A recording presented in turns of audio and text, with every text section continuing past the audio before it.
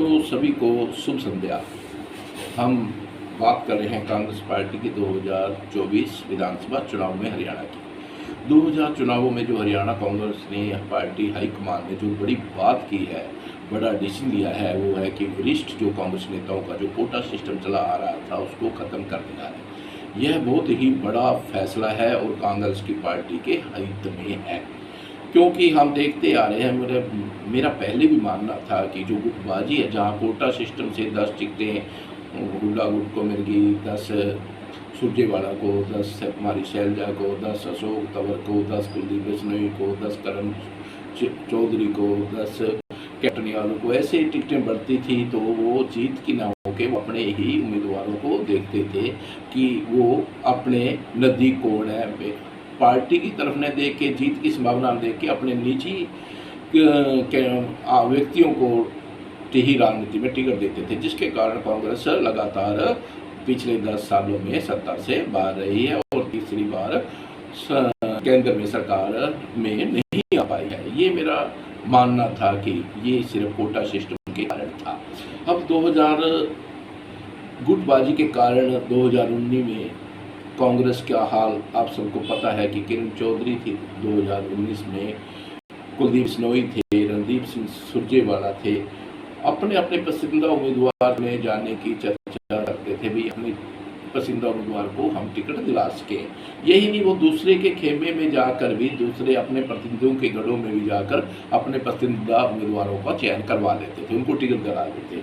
यानी गढ़ है हुड्डा साहब का और अपने दबा देते थे, शैलजा गुट का दबा देता है, रणदीप सिंह हुड्डा का दबा देता है, या शैलजा के गढ़ में हुड्डा अपने उम्मीदवारों को टिकट दिला देता था। ऐसा करने के कारण माना जाता है कि ऐसा करने के कारण ही कांग्रेस की पार्टी का नुकसान होता रहा है। उदाहरण के लिए हम चित्रा सरवरा की और उनके पिता पूर्व मंत्री निर्मल सिंह की बात करते हैं। चित्रा सरवरा और निर्मल सिंह जो कि अम्बाड़ा छावनी और अम्बाड़ा शहर से निर्वाचन क्षेत्रों में अपना दबदबा रखते थे और अपना प्रभाव रखते थे, लेकिन 2019 में क्या हुआ कि वो हुड्डा समर्थक थे, तो शैलजा वहाँ से शैलजा ने या रणदीप ने उनको अपने समर्थक जसमेर जो अन्नू वेणु अग्रवाल और जसबीर मलोर को वहाँ से टिकट दिलवा दी और इनका जो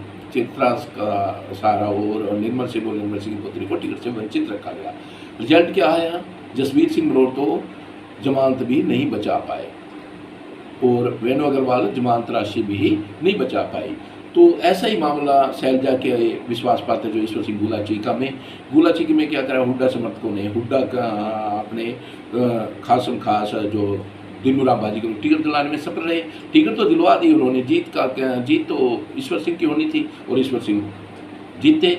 अब वो ऐसी गुटबाजी में और दूसरे जो प्रतिनिधियों के पास जो जीत के कैंडिडेट थे, जो चुनाव लड़ने में सक्षम थे, उनके लिए दो ही रास्ते बचे थे, या तो कांग्रेस पार्टी को छोड़कर वो आज़ाद लड़े या फिर अन्य पार्टी को दामन थाम कर चुनाव लड़े। ऐसा ही हुआ, जजपा से वो ईश्वर सिंह चुनाव लड़े और वो जजपा से जीते। देवेंद्र सिंह बबली की बात कर लो, 2019 में टोहाना विधानसभा से अशोक तंवर के साथ वो कांग्रेस में थे, लेकिन अशोक तंवर छोड़ने के बाद हुड्डा गुट ने तंवर का समझकर उसको टिकट नहीं दिलवाया, लेने दिया। टिकट न मिलने के कारण वो जजपा से आए और जजपा से वो विधायक बन गए।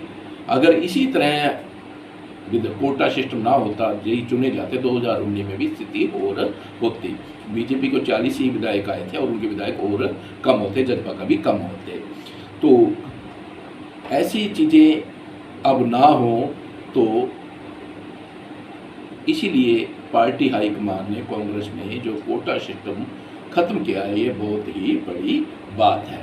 एक का और उदाहरण देना चाहेंगे, उकलाना से थे बाला देवी को शैलजा खेमे में थी, उसे टिकट दिया गया 11,000 वोटों से, वो हारी उकलाना से 2019 में। अगर वही टिकट सेलवाल को दिया जाता, नरेश सेलवाल को, तो वो जीत सकते थे। यानी जहाँ जीत की संभावना वाले को कैंडिडेट न देखकर इन नेताओं, जो गुटबाजी के नेता थे, आपस आपसे धड़े में बैठे हुए थे, वरिष्ठ कहलाते थे, इन लोगों का अपने अपने कमज़ोर कैंडिडेटों को टिकट मिला दिलवाते और कांग्रेस का डब्बा गोल होता रहा। लेकिन 2024 में हम देख रहे हैं कि कांग्रेस बहुत स्टिक से फैसले ले रही है।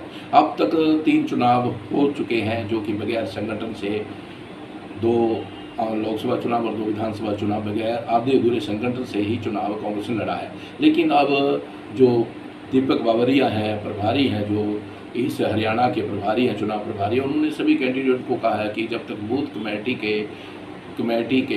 कमेटी की लिस्ट नहीं लगाओगे, पूरे विधानसभा बूथ कमेटी सदस्यों की लिस्ट बनाएं, कमेटियाँ बनाएं।